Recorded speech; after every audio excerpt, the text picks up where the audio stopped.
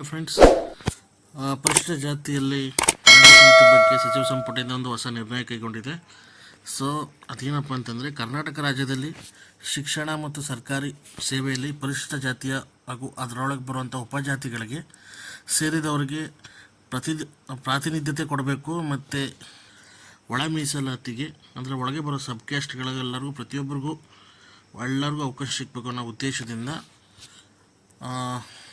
ಒಳ ಮೀಸಲಾತಿಗೆ ಸರ್ಕಾರ ಒಪ್ಪಿಗೆ ಪಟ್ಟಿದೆ. ಅದು ಸುಪ್ರೀಂ ಕೋರ್ಟ್ ಆರ್ಡರ್ ಆದಮೇಲೆ, ಅಂದರೆ ಸುಪ್ರೀಂ ಕೋರ್ಟ್ ಆದೇಶದ ಅನ್ವಯ ನಮ್ಮ ಕರ್ನಾಟಕ ಸರ್ಕಾರವು ನಿವೃತ್ತ ಹೈಕೋರ್ಟ್ ಜಡ್ಜ್ ಆದಂಥ ಎನ್ ನಾಗಮೋಹನ್ ದಾಸ್ ರವರ ಅಧ್ಯಕ್ಷತೆಯಲ್ಲಿ, ಅಂದರೆ ಏಕ ಸದಸ್ಯ ಅಧ್ಯಕ್ಷತೆಯಲ್ಲಿ ಈ ಒಳ ಮೀಸಲಾತಿಯ ಒಂದು ಆಯೋಗವನ್ನು ರಚನೆ ಮಾಡಿ, ಅದು 2 ತಿಂಗಳ ಅವಧಿಯೊಳಗೆ ಎಲ್ಲ ಡೇಟಾವನ್ನು ಕಲೆಕ್ಟ್ ಮಾಡಿ ಸಂಬಂಧಪಟ್ಟ ಶೆಡ್ಯೂಲ್ ಕ್ಯಾಸ್ಟ್ ಒಳ ಮೀಸಲಾತಿಗೆ ಬೇಕಾದಂತಹ ಎಲ್ಲ ಎಂಪರಿಕಲ್ ಡೇಟಾ, ಅಂದರೆ ಬರೋ ಉಪಜಾತಿಗಳು, ಅದರ ಜನಸಂಖ್ಯೆ, ಪ್ರತಿಯೊಂದು ಅದರಲ್ಲಿ ಎಜುಕೇಷನಲ್ಲಿ ಮತ್ತು ಗೌರ್ನಮೆಂಟ್ ಕೆಲಸದಲ್ಲಿ ಎಷ್ಟು ಜನ ಸೌಕರ್ಯಗಳನ್ನು ಪಡೆದಿದ್ದಾರೆ, ಯಾವುದು ಒಳಪಂಗಡದಲ್ಲಿ ಹಿಂದುಳಿದಿದೆ, ಅದೆಲ್ಲವನ್ನು ಸೇರಿ ಒಂದು ಎಂಪರಿಕಲ್ ಡಾಟನ್ನು, ಒಂದು ಸ್ಟ್ಯಾಟಿಸ್ಟಿಕ್ಸ್ನ ಡೇಟಾವನ್ನು ಸರ್ಕಾರಕ್ಕೆ ಒಪ್ಪಿಸಬೇಕು. ಅದು 2 ತಿಂಗಳೊಳಗೆ ಅಂತ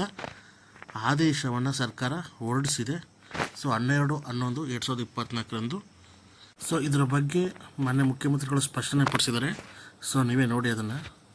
ಒಳ ಮೀಸಲಾತಿ ನಿನ್ನೆ ಕ್ಯಾಬಿನೆಟ್ ಅಲ್ಲಿ ತೀರ್ಮಾನ ಮಾಡಿದ್ವಿ. ಏನಂತ ಮಾಡಿದೀವಿ ಅಂತಂದ್ರೆ, ಇನ್ ಪ್ರಿನ್ಸಿಪಲ್ ಒಳ ಮೀಸಲಾತಿ ಮಾಡಲಿಕ್ಕೆ ಎಲ್ಲರೂ ಒಪ್ಪಿದ್ದಾರೆ. ಇನ್ ಪ್ರಿನ್ಸಿಪಲ್ ಒಳ ಮೀಸಲಾತಿ ಮಾಡಲಿಕ್ಕೆ ಎಲ್ಲರೂ ಒಪ್ಪಿದ್ದಾರೆ.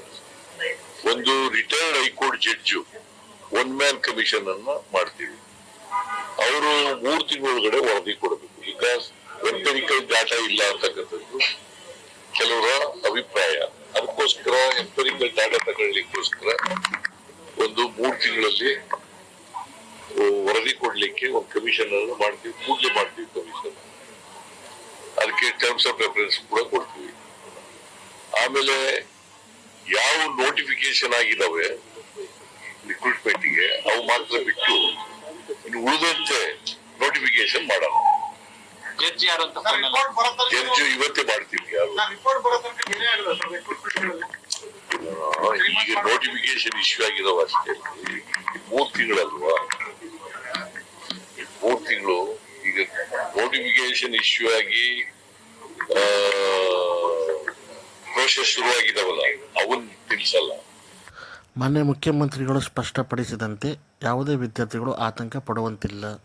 ಈಗಾಗಲೇ ಪ್ರಕಟಗೊಂಡಿರುವ ನೇಮಕಾತಿ ಅಧಿಸೂಚನೆಗಳಿಗೆ ಸಂಬಂಧಿಸಿದಂತೆ ಅರ್ಜಿ ಸಲ್ಲಿಸಿ ಪರೀಕ್ಷೆಗೆ ತಯಾರಿ ನಡೆಸುತ್ತಿರುವ ಅಭ್ಯರ್ಥಿಗಳು ಯಾವುದೇ ರೀತಿಯ ಆತಂಕಕ್ಕೆ ಒಳಗಾಗೋ ಅಗತ್ಯವಿಲ್ವಂತೆ.